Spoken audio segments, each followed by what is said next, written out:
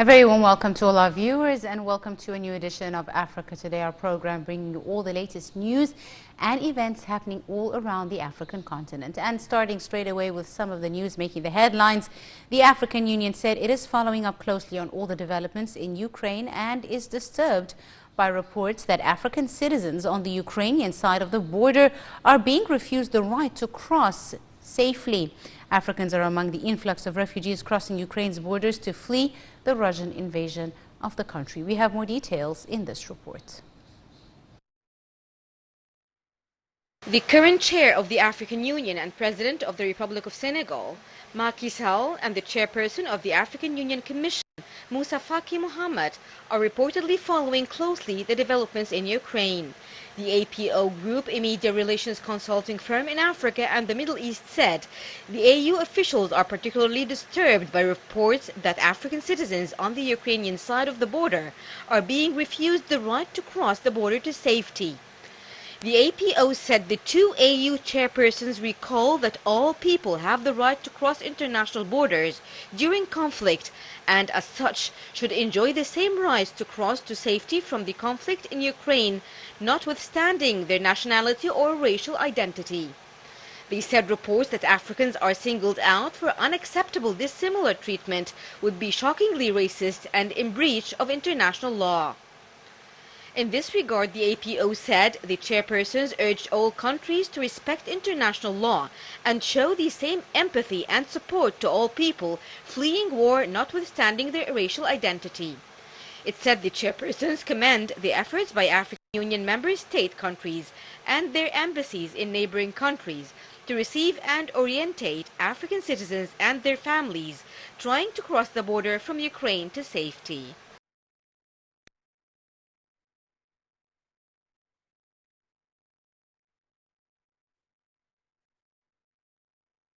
And continuing with our news, the Ministry of Trade and Industry and Ministry of Environmental Affairs held talks over the preparations to host the United Nations Conference of Parties on Climate Change, COP27, this year in Egypt. The meeting also discussed the role of the private sector and Egyptian industry in the event's activities. We have more details in this report.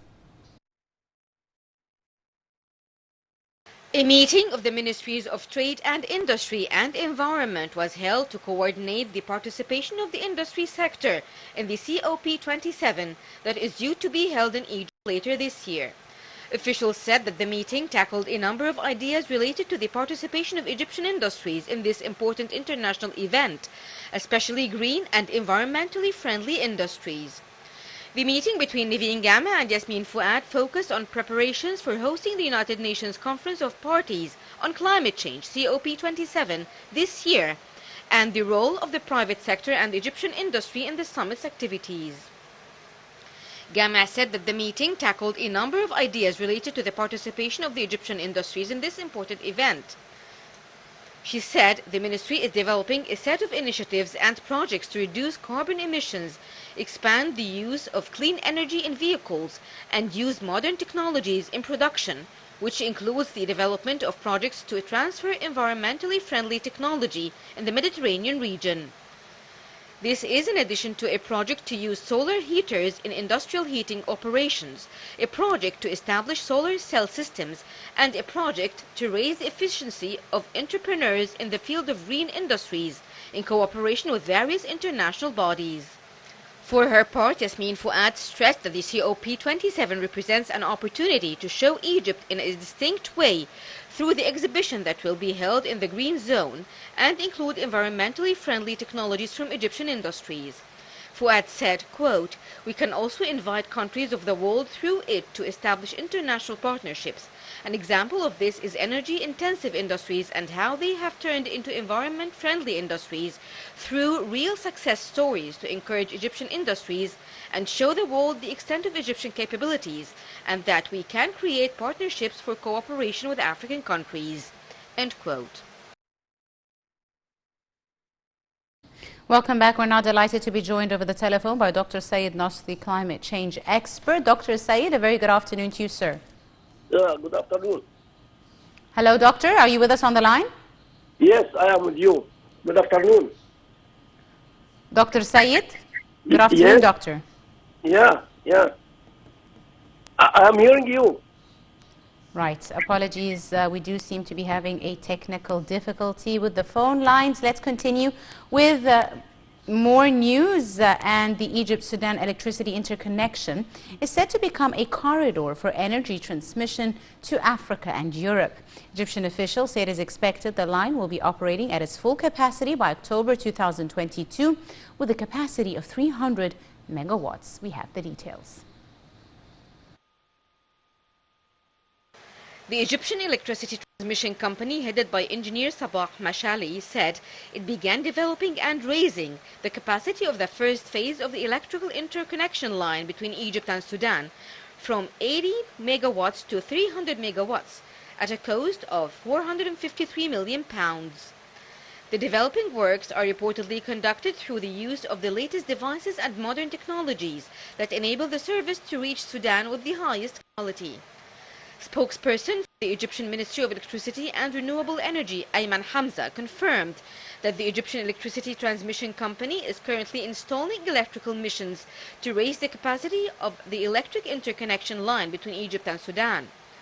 Hamza explained that work is underway to supply and install two ineffective compensating units, Stagecom, with a capacity of 2 times plus or minus 150 megavars.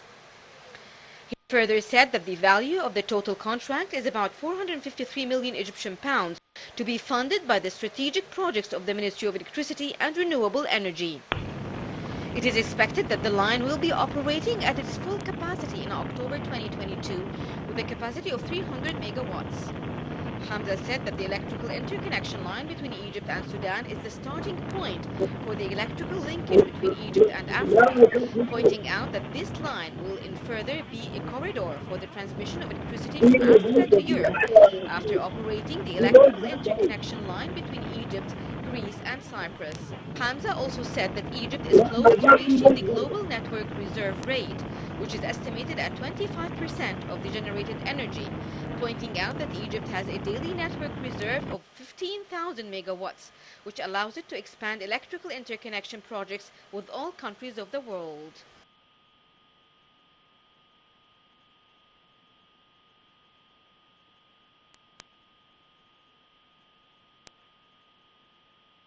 Welcome back. We're now delighted to be joined over the telephone by our guest, Dr. Sayed Nasri, the climate change expert. Dr. Sayed, thank you so much for joining us, sir, and for your time. How do you weigh the importance of the participation of the industrial sector in Egypt in the COP27 that will be held later on this year in Egypt in the Red Sea resort city of Sharm el-Sheikh? Good afternoon. The participation of the industrial sector in the COP27 that will be held in Sharm el-Sheikh this year is very, very important because we know that the industrial sector is the second major emitter of the greenhouse gas making the climate change issue. And why? Because we know that the industrial sector has two types of source of emissions. First of all, the oil industrial sector uses the energy, and the emissions of the energy used in the industrial sector is a very important part. In addition to that, the industrial sector is also another source from the product used and the industrial processes. Industrial processes like the chemical industry, like nitric acid production, fertilizer production, and the cement sector production.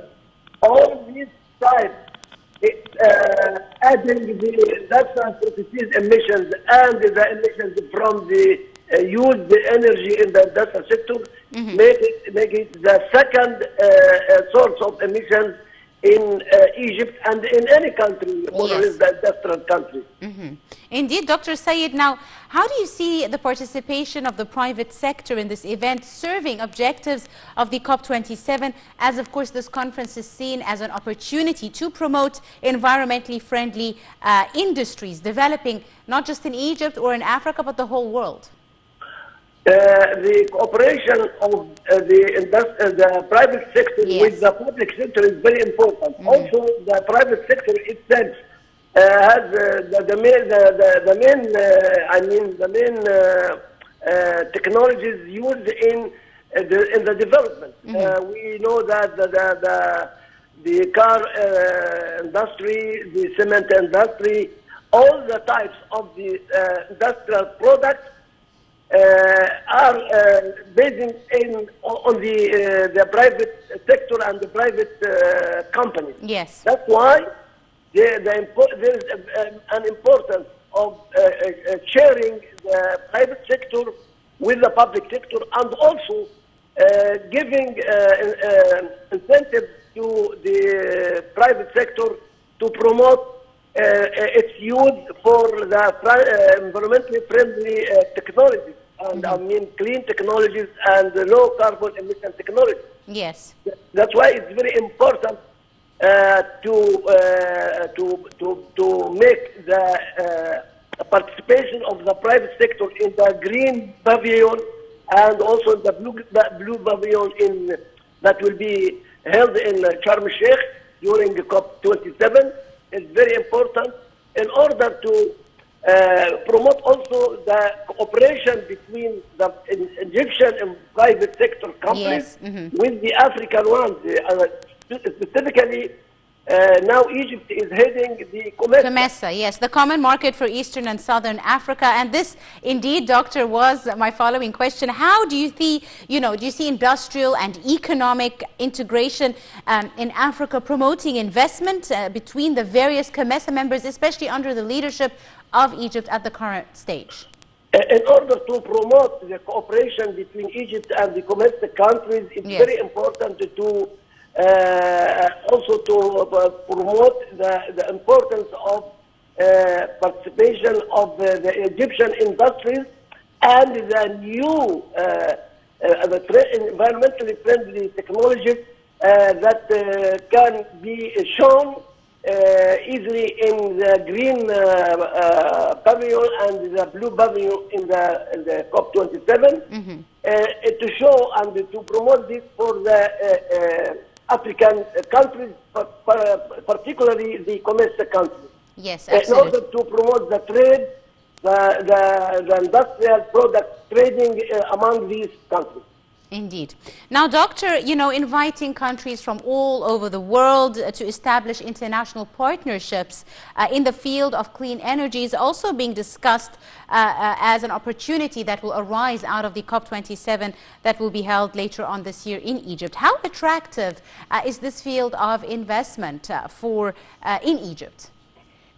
Promoting the cooperation and the partnership between the Egyptian companies and the industrial sector in Egypt and the other industries in the African countries and the Arab countries is very important. And this can be done through promotion of the forthcoming and used environmentally friendly technologies.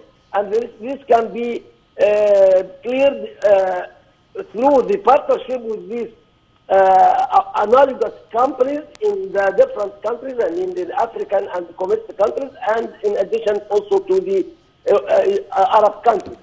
And this is very important, this partnership, but should be based on mutual trust. Yes. And this can be shown easily during and also the other programs, the green programs in Egypt, like the IBAB 3 and IBAB 4 industrial abatement solutions. This can be shown in the green and blue pavilion that will be easily held there in Sharm el-Sheikh. Absolutely right. Dr. Syed Nasser, our climate change expert and consultant, I'd like to thank you very, very much, sir, for your time and for joining us on today's edition of Africa Today. Thank you very much, Doctor. And that's all the time we have for today's episode. You were in the company of myself, Angie Meher. Thank you for joining us.